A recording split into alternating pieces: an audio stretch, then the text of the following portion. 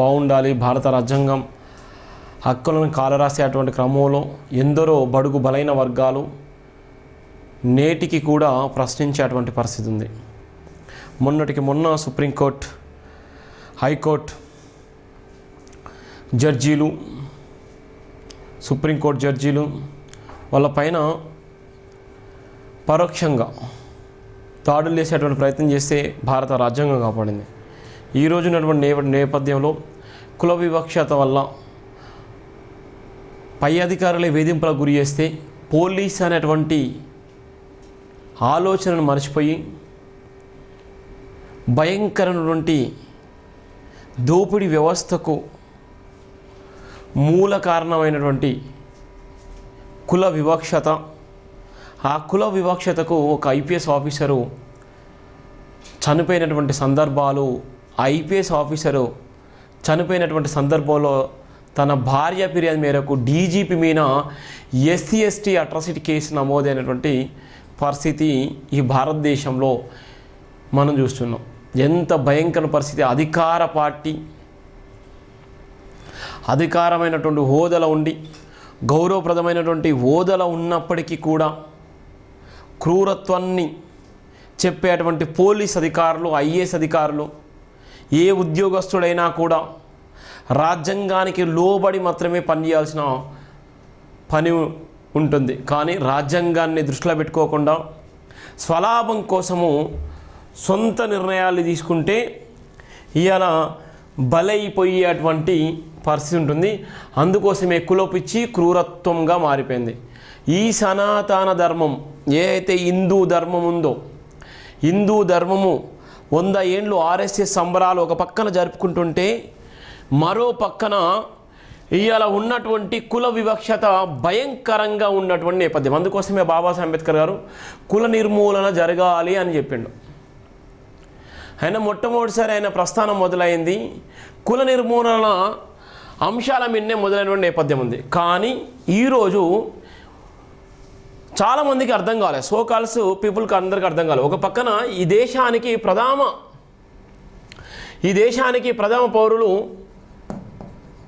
ప్రధాన పౌరురాలు ముర్మా మేడం. ప్రస్తుతం ముర్మా మేడము ఈ దేశానికి రాష్ట్రపతి. ప్రధాన పౌరురాలు మన దేశానికి, భారతదేశానికి ముర్మా మేడం. సెకండ్ వచ్చేసరికి ఎవరంటే మళ్ళీ మన దేశానికి సెకండ్ వచ్చేసరికి మళ్ళీ ఈమె ప్రస్తుతము ఈమె మాజీ, ఈయన కూడా రామ్నాథ్ కోవింద్. ఏ విధంగా ఏమవుతుందో రామ్నాథ్ కోవింద్ సార్ పాప, ఈయన కూడా రామ్నాథ్ కోవింద్ సార్ కూడా మాజీ రాష్ట్రపతి. ఇది ఓకే. ఇక్కడికి వచ్చేసరికి ఇంకా ఏమైపోయిందంటే మళ్ళీ కేంద్ర మంత్రులు ఉన్నారు, సెంట్రల్ మినిస్టర్లు కూడా ఉన్నారు, ఇదే కోవాల. ఆ తర్వాత వచ్చేసరికి రీసెంట్గా జరిగినటువంటి సంఘటన సుప్రీంకోర్టు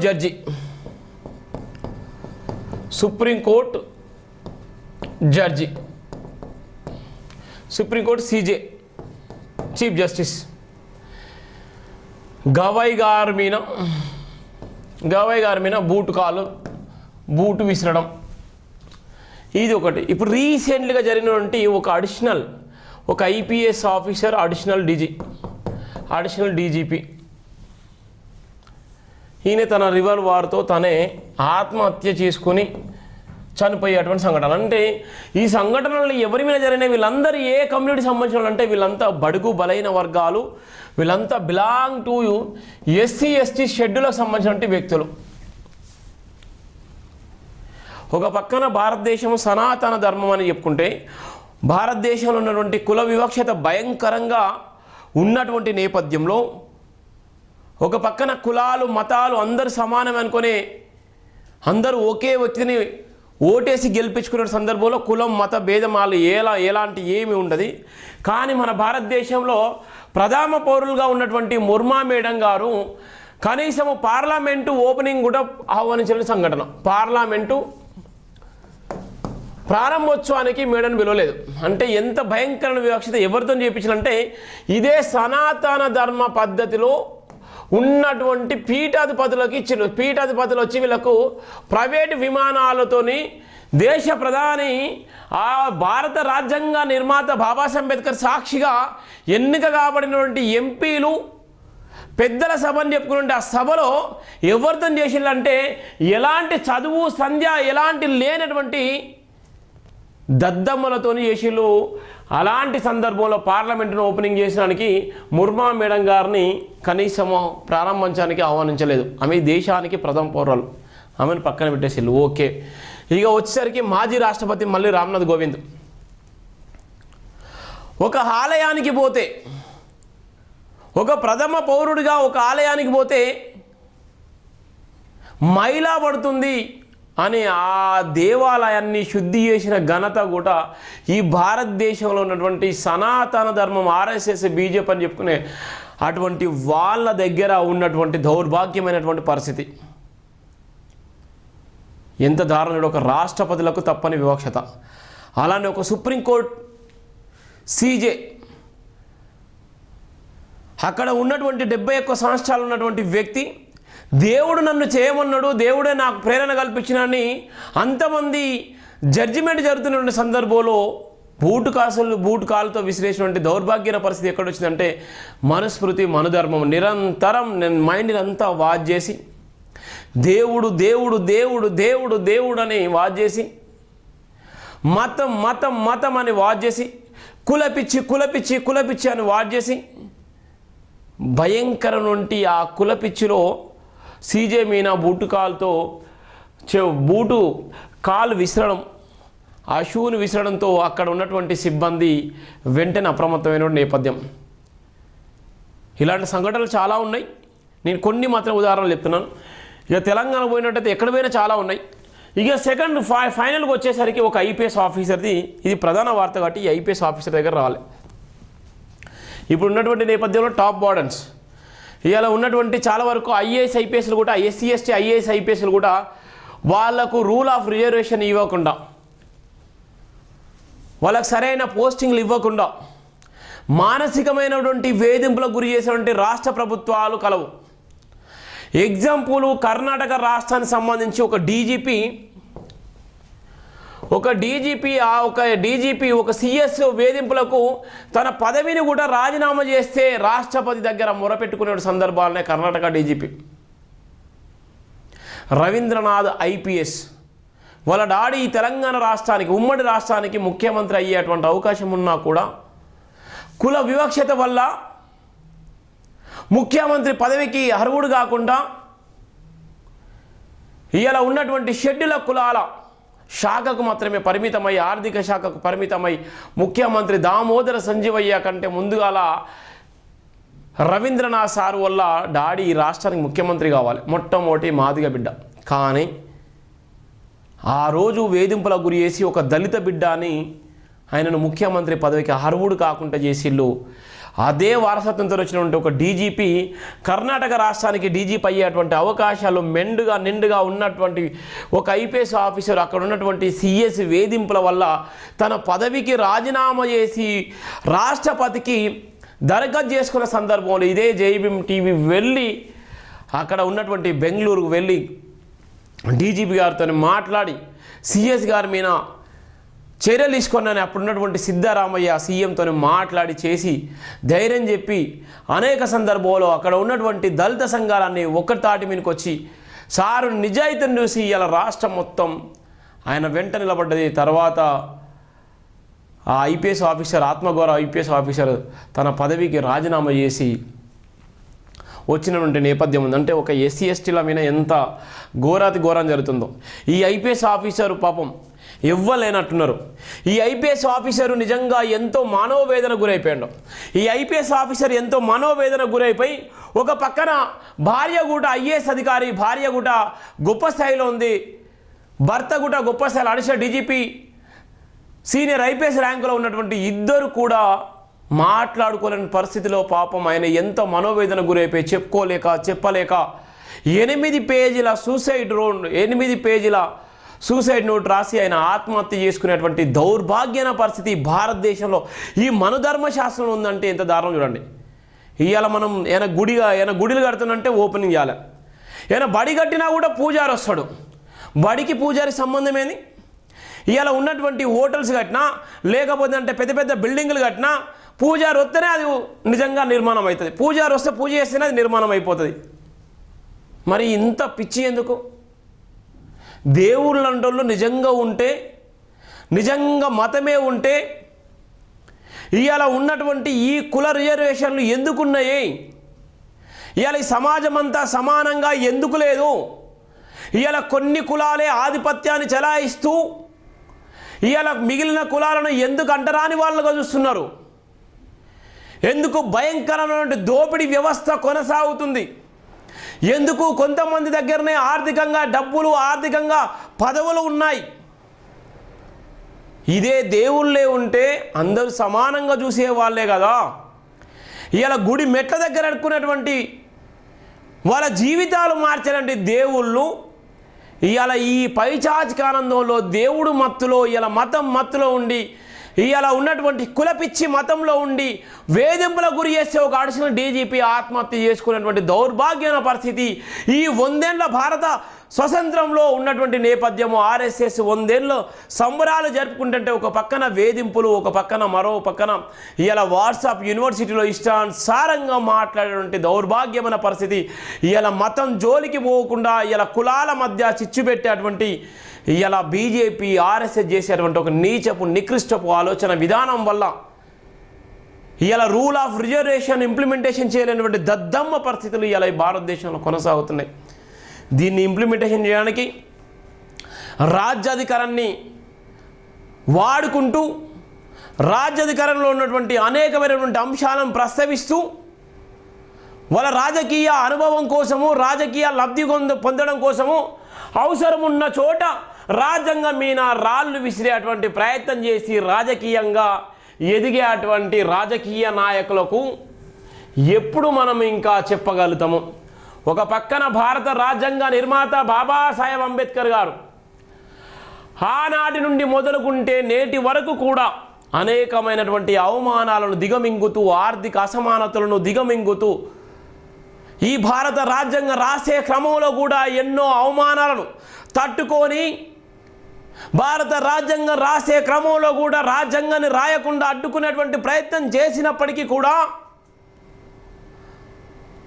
ఆయనే భుజస్కంధాలపై మోసి రాజ్యాంగాన్ని రాసి ఈ దేశానికి అందించిన గొప్ప మేధావి బాబాసాహెబ్ అంబేద్కర్ గారి పైన కూడా వివక్షతకు ఏమాత్రం వెనకడుగు పోలేదు. ఆ రోజు నుంచి మొదలుకుంటే ఈ రోజు వరకు ఈ వివక్షత కొనసాగుతూనే ఉన్నటువంటి నేపథ్యం ఉంది. చాలా బాధాకరమైన సంఘటన. చాలామంది మేధావులు మనకు చాలామంది తెలుసు.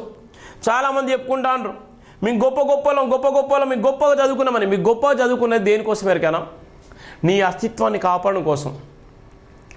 బాబాసాహెబ్ అంబేద్కర్ గారు పోరాడు, సమీకరించు, బోధించు, సమీకరిండు, పోరాడని చెప్పిన నేపథ్యం ఉంది. మనం ఎక్కడ బోధించుకుంటాం అంటే నీకు నువ్వు బోధించుకోవట్లేదు. పోరాడన్నాడు, పోరాడుతున్నంటే పోరాడలేదు. సమీకరించండి, ఏం చేయట్లేదు, ఏం చేయట్లేదు. అందుకోసమే బాబాసాహెబ్ అంబేద్కర్ గారు ఏం చెప్పిందంటే నువ్వు ఎప్పుడైతే నిలబడతావో, ఎప్పుడైతే చైతన్యం చేస్తావో, ఎప్పుడైతే ఫైట్ చేస్తావో నీ హక్కుల కోసం నిరంతరం నువ్వు ఫైట్ చేయి, నువ్వు ఎప్పుడు నమ్మకు అని చెప్పిండు. నువ్వు ఎప్పుడు కూడా నీ హక్కుల కోసము నువ్వు ఫైట్ చేస్తూ ఉండాలి. నువ్వు మంచి తెల్లబొట్లు వేసుకొని, ఒంటి నిండా బంగారం వేసుకొని, బెంజ్ కార్లు, BMW కార్లలో తిరిగినంత మాత్రాన, పదవులు ఉన్నంత మాత్రాన కూడా అవి నీ పదవులు కాదు. నువ్వు ఆ పదవులను లాక్కోవడం కోసం కూడా ప్రయత్నం చేస్తారంటే మొన్న అడ్డూరి లక్ష్మణ్ ఒక మాదిగ బిడ్డ మీద ఒక బీసీ బిడ్డనే దున్నపోతనేటటువంటి వాక్యాలు లేస్తే దేశము రాష్ట్రం అంతా కింద మీద అయిపోయింది. ఒక రాష్ట్ర మంత్రిని దున్నపోతనేటువంటి వాక్యాలు వేసినటువంటి ఒక సదరు మంత్రి ఒక బీసీ బిడ్డ. అంటే మనం ఏ విధమైనటువంటి ఆలోచనలో ఉన్నాం, ఏ విధమైనటువంటి ధర్మంలో ఉన్నాం, ఏ విధమైనటువంటి బాధ్యతతో మనం బతుకుతున్నాము. నమ్మిచ్చి ఒకడు మోసం చేస్తాడు, కులంతో ఒకడు మోసం చేస్తాడు, ప్రేమ పేరుతో ఒకడు మోసం చేస్తాడు, మతం పేరుతో ఒకడు మోసం చేస్తాడు. ఇవాళ నేను చదువుకున్న మేధావిని, దళితుల్లో నేనే టాప్ అని ఓడు మొత్తుకుంటాడు. ఓడు ఉద్యమం నేను చేస్తేనే అయిపోయిందని ఓడంటాడు.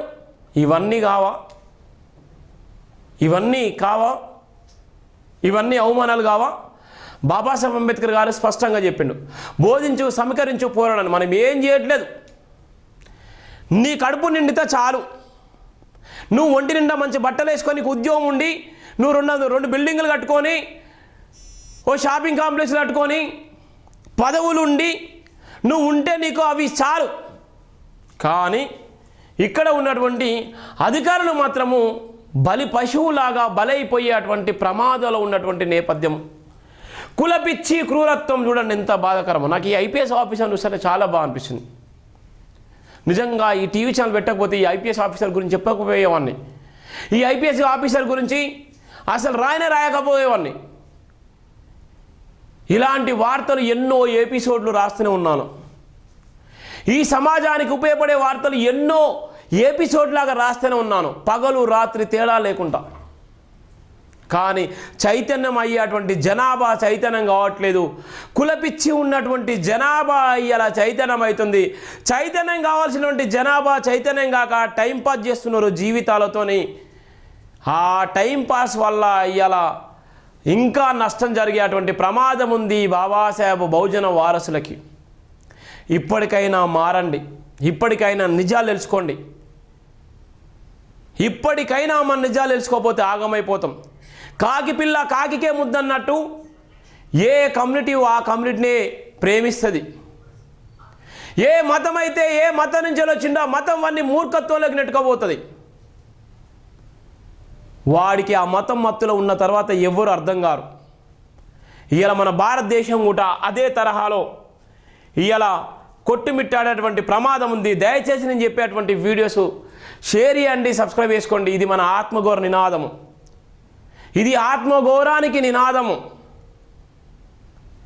ఈ ఆత్మగౌరవ నినాదము మన ఒక్కరిదే కాదు, సబ్బండ కులాల సబ్బండ మతాలకు సంబంధించింది. అందుకోసమే ఈ టీవీ ఛానలే ఈ పేపరే పెట్టకపోతే ఇలాంటి వార్తలు ఇలాంటి ఎపిసోడ్లు రాయకపోదును అనేటువంటి నేపథ్యం ఉంది. కులపిచ్చి క్రూరత్వం అనేటువంటి ప్రధాన వార్త. ఇక్కడ పురణ్ కుమార్ ఆయన ఐపీఎస్గా ఉన్నటువంటి ఫోటో మనం చూస్తున్నాం. తన భార్య ఫిర్యాదు మేరకు డీజీపీ మీద SC/ST అట్రాసిటీ కేసు కూడా నమోదైనటువంటి పరిస్థితి ఉందంటే ఎటుపోతుందో ఈ దేశము చెప్పడానికి ఇది ఒక ఉదాహరణ మాత్రమే. ఐపీఎస్ అధికారిని పొట్టన పెట్టుకున్న కులపిచ్చోళ్ళు, కులం మదం క్రూరమైన కర్కాశత్వం మానసిక దాడులు చేస్తుంది. మతి స్థిమితం కోల్పోయినోళ్ళే. ప్రపంచ దేశాల్లో ఎక్కడ లేని కులపిచ్చి భారతదేశంలో విచ్చలవిడిగా ఉంది. 2025లోనే కులమత పిచ్చోళ్ళు హద్దులు దాడుతున్నారు. ఉన్నతాధికారులకు తప్పని మానసిక ఒత్తిళ్లు. పురణ్ కుమార్ ఐపీఎస్ను కులం పేరుతో దూషించాల్సిన అవసరం ఏంది? మానవ శరీర రక్త కణాల్లో ఉండేవి హిమోగ్లోబిన్ కణాలే కదా. కుల పిచ్చోళ్లకు ప్రత్యేకంగా వేరే రక్త కణాలు ఉంటాయా? ప్రాణాలు తీసుకునే అంతగా అవమానపరిచారు డాక్టర్ బరిగల శివ. చాలా బాధాకరం, నిజంగా చాలా సిగ్గుసేటు.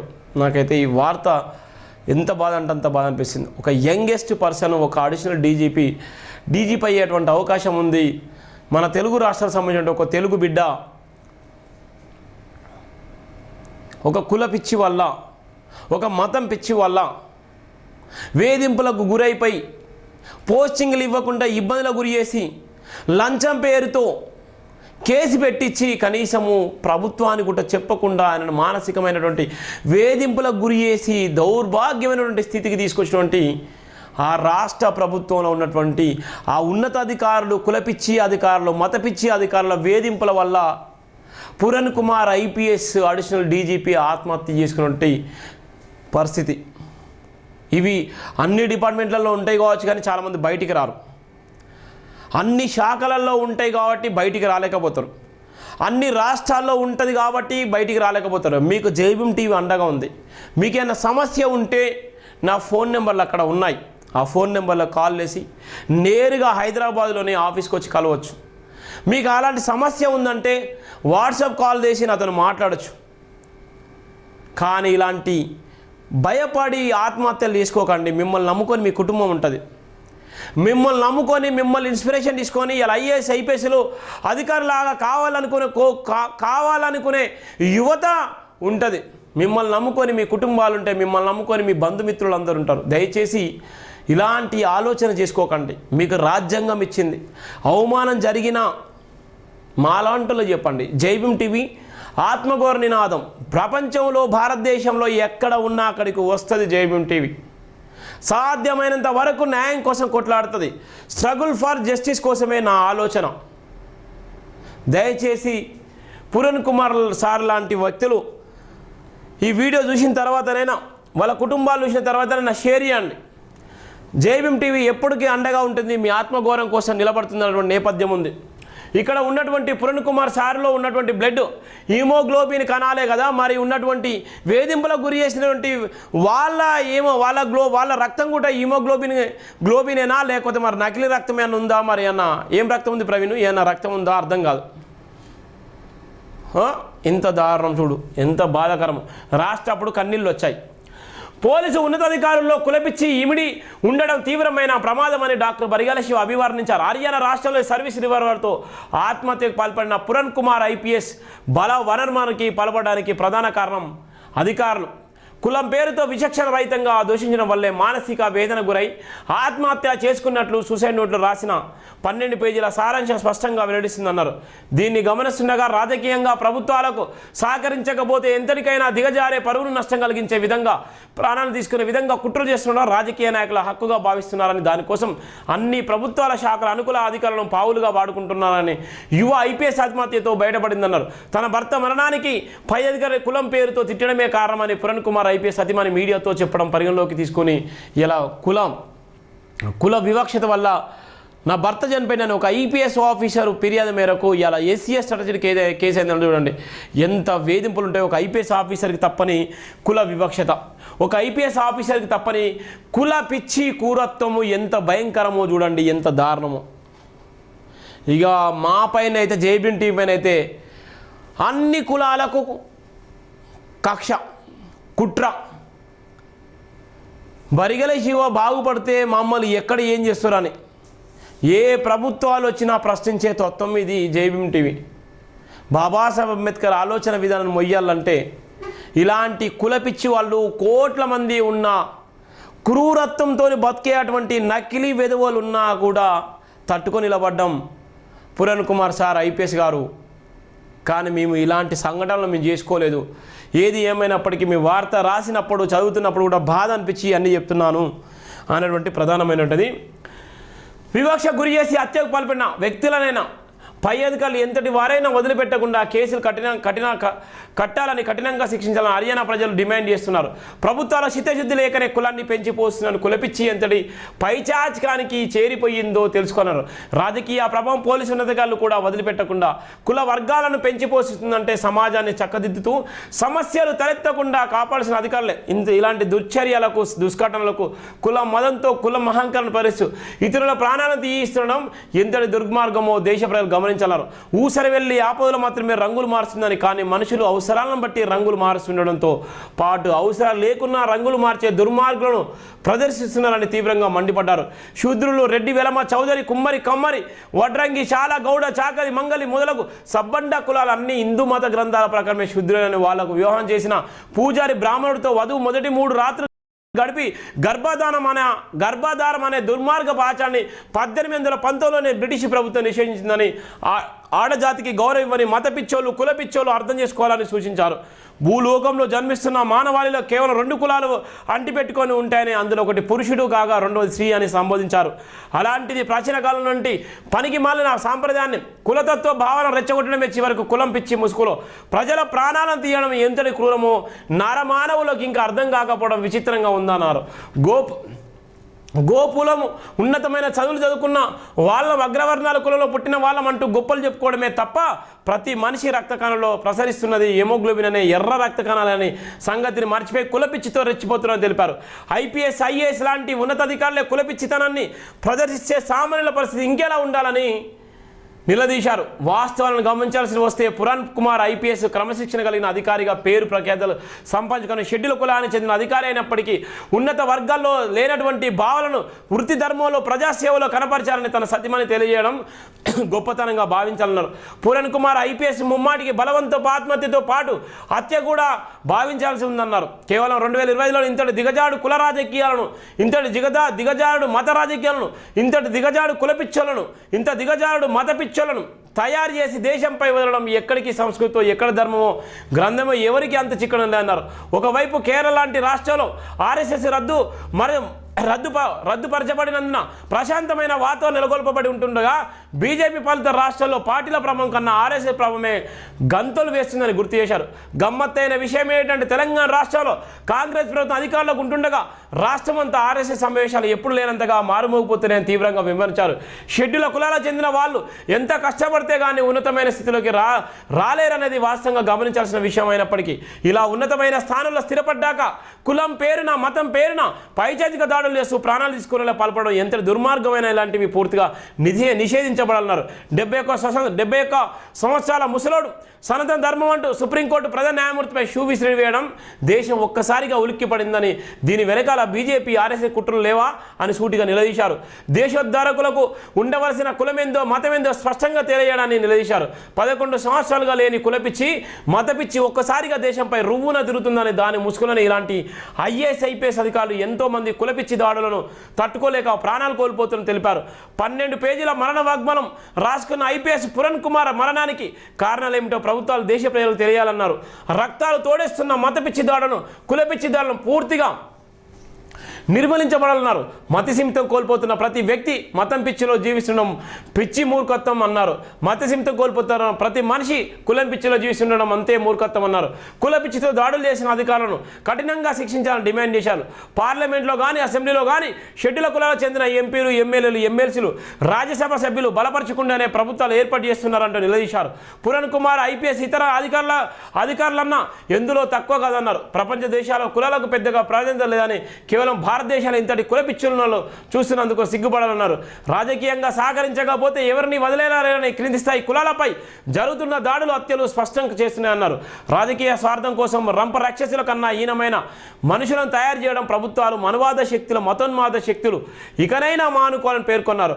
దేశ ప్రజలు స్వేచ్ఛాయుతమైన వాతావరణంలో జీవించడానికి అన్ని వర్గాల రాజకీయాలు అన్ని ప్రభుత్వ వ్యవస్థలు ఒక్క తాటిపైకి వచ్చి సహాయ సహకారాలు అందించాలన్నారు.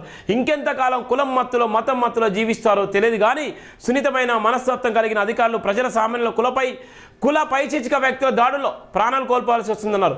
రాజ్యాంగాన్ని మారుద్దామనే సోయలేని మెదవులకు స్త్రీజాతిని గౌరవించని పురాతన సంప్రదాయాలను మళ్ళీ కొనసాగిద్దామని దేశ ప్రజలను జీవిస్తుండడం ఎంతవరకు సబాబు అర్థం చేసుకున్నారు. ప్రభుత్వాలు పాలిస్తున్నది ప్రజలకు రక్షించడానిక ప్రజలు ప్రాణాదీయానిక స్వస్థత లేకుండా పోతుందని ప్రస్తుతం జరుగుతున్న దేశ పరిస్థితులను గమనిస్తుంటే ప్రజలు ప్రాణాల కన్నా ప్రభుత్వాల స్వార్థ ప్రజలకే ఎక్కువ ప్రాధాన్యతను ఇస్తున్నట్లుగా కనిపిస్తుందన్నారు. ఇకనైనా ప్రజలంతా స్వేచ్ఛగా జీవించే విధంగా రాజ్యాంగ హక్కులను పాలన కొనసాగించడం వల్ల ఇలాంటి ఐపీఎస్ ఐఏఎస్ అధికారులు దేశ భవిష్యత్తు నిర్మాణం కోసం కాపాడుకోవాలని సూచించిన నేపథ్యం ఉంది. ఒక పక్కన చూడండి ఎంత బాధాకరమో ఎంత భయంకరమో పరిస్థితో ఎంత క్రూరత్వమో ఎంత భయంకరమైనటువంటి నేపథ్యమో ఈ దేశంలో ఈ బీజేపీ వచ్చిన తర్వాత ఈ 11 సంవత్సరాల నుంచి ఎంత భయంకరంగా వెళ్ళిపోతుందో. తెలంగాణ రాష్ట్రంలో బీజేపీ అనేటువంటి ఆనవాళ్ళే లేవు, కానీ ఇవాళ బీజేపీ అనేటువంటి ఆనవాళ్ళు ప్రతి గల్లీలోకి వెళ్ళిపోయేటువంటి ప్రమాదం ఉన్నటువంటి నేపథ్యం ఉందంటే తెలంగాణలో మరి బీజేపీకి సపోర్ట్ చేస్తున్నటువంటి పార్టీ ఎవరు? ఇలా అధికారంలో ఉన్నటువంటి కాంగ్రెస్ పార్టీ ఎంతవరకు సపోర్ట్ చేస్తుంది, ఏ విధంగా సపోర్ట్ చేస్తుంది, మరి బీజేపీ అంటే ఎందుకంత భయపడుతుందో అర్థం కానటువంటి పరిస్థితి. 11 సంవత్సరాల పరిపాలనలో ఇలా బీజేపీ భారతదేశంలో ఉన్న కులాన్ని మతాన్ని దేవుళ్ళను తెరపై తీసుకొచ్చి రాజకీయం చేసేటువంటి దౌర్భాగ్యమైన పరిస్థితి ఈ భారతదేశంలో కనిపిస్తున్న నేపథ్యం ఉంది. ఒక పక్కన కేరళ లాంటి రాష్ట్రాల్లో కూడా ఆర్ఎస్ఎస్ను నిషేధించిన నేపథ్యం ఉంది. ఆ రాష్ట్రం ఇలా సంతోషంగా సుభిక్షంగా ఇలా అక్కడ అభివృద్ధి జరిగేటువంటి పరిస్థితి మనం చూస్తున్నాం మన కేరళ రాష్ట్రంలో. కానీ మరి మన భారతదేశంలో ఇలా మన తెలంగాణ రాష్ట్రంలో ఇలా ఆర్ఎస్ఎస్ జెండాలు నిక్కర్లు వేసుకొని ఇలా గల్లీలో ఇలా ఆర్ఎస్ఎస్ వార్షికోత్సవాలు జరుగుతున్నాయి. మరి తెలంగాణ రాష్ట్రంలో ఆర్ఎస్ఎస్కు ఇలా బీజం పోస్తుంది ఎవరు? ఆర్ఎస్ఎస్ భావజాలానికి బీజం పోస్తుంది ఎవరు? ఇలా బీజేపీ 8 మంది ఎమ్మెల్యేలు ఉంటే ఈ రాష్ట్రానికి కావాల్సిన నిధులు ఎక్కడ పోయినాయి? ఏం తీసుకొస్తున్నారు? మతాల మధ్య కులాల మధ్య ఇలా దేవుళ్ళని చెప్పుకొని ఇవాళ ఉన్నటువంటి బ్రాహ్మణ వ్యవస్థను పెంచిపోషిస్తూ ఇవాళ మార్వాడి వ్యవస్థను పెంచిపోషిస్తూ ఇవాళ ఉన్నటువంటి ఎస్సీ ఎస్టీ అధికారుల వేధింపులకు గురి చేసి ఇవాళ పోస్టింగ్ లేకుండా ఇబ్బందులకు గురి చేసినటువంటి దౌర్భాగ్యమైన పరిస్థితి ఈ రాష్ట్రంలో ఎందుకున్నది? చాలామంది ఇబ్బంది పడేటువంటి పరిస్థితి ఉంది. దయచేసి ఈ వార్తను తప్పకుండా షేర్ చేయండి.